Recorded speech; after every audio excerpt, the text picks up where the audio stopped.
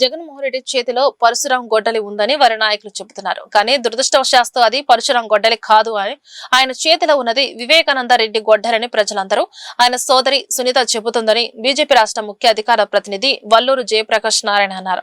ఈ సందర్భంగా గుంటూరు నగరంలోని అరండలపేటలో గల బీజేపీ కార్యాలయంలో ఏర్పాటు చేసిన మీడియా సమావేశంలో ఆయన మాట్లాడుతూ జగన్మోహన్ రెడ్డి చేతిలో ఉన్నది పరశురాం గొడ్డలే కాదని నేను చెప్పడం లేదు, బీజేపీ పార్టీ చెప్పడం లేదు. ఆయన స్వయాన చెల్లెలు సునీత మా అన్న చేతిలో ఉన్నది వివేకానంద గొడ్డలి పరశురాం గొడ్డలి కాదు అని చెబుతుందని గుర్తు చేశారు. అది పరశురాముని గొడ్డలిగా చెబుతా ఉన్నాయి. కానీ దురదృష్టవశాత్తు ప్రజలందరూ కూడా అది పరశురామ గొడ్డలి కాదు వివేకానంద రెడ్డి గొడ్డలి అని చెప్తా ఉన్నారు.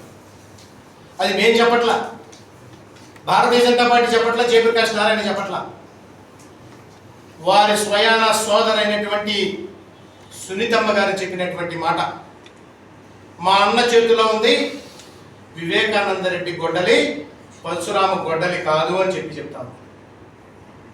గుడివాడలో గుట్కా వేసుకునేటటువంటి నానికో, గుంటూరులో గుడి వెనకాల తిరిగే నాలంటోడుకో ఆయన చేతుల్లో ఏ గొడ్డలు ఉందో మాకైతే తెలియదు. కానీ వారి చెల్లి చెప్పినటువంటి మాటలు మనం విశ్వసిద్దాం.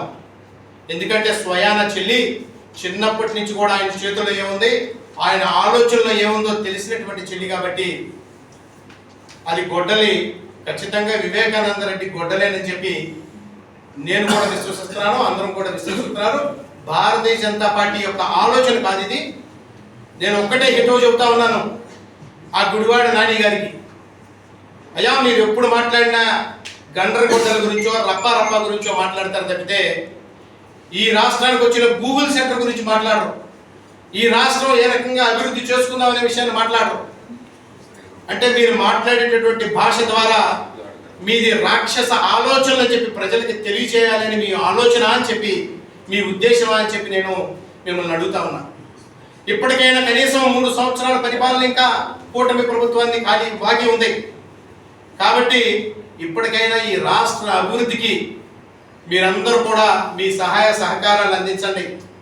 అందించలేకపోతే మీరు కొట్టేసుకొని మీ ఇంట్లోనే కూర్చోండి, అంతేగాని ప్రజలను రెచ్చగొట్టే విధంగా గొడ్డలి ఉందనే మాటలు మాట్లాడమాకండి. మీరు ఆల్రెడీ గొడ్డలి పార్టీగా ప్రపంచంలో ఉన్న ప్రజలందరూ కూడా గుర్తిస్తూ ఉన్నారు కాబట్టి మిమ్మల్ని 11 సీట్లకు పరిమితం చేశారు.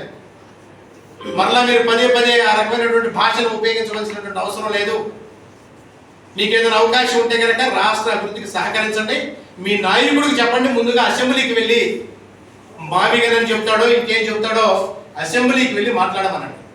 అంతేగాని అనవసరమైనటువంటి మాటలు మాట్లాడి ఏదో గొడ్డలి తీసుకొని ఏదో చేస్తామని చెప్పి చెబుతా ఉన్నాడు. అవినీతిని అంతం చేస్తాడు.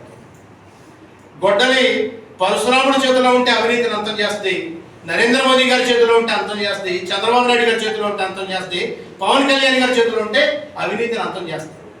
అంతేగాని జగన్మోహన్ రెడ్డి గారు లాంటిదంటే ఎవరు వాడారన్న దాన్ని బట్టి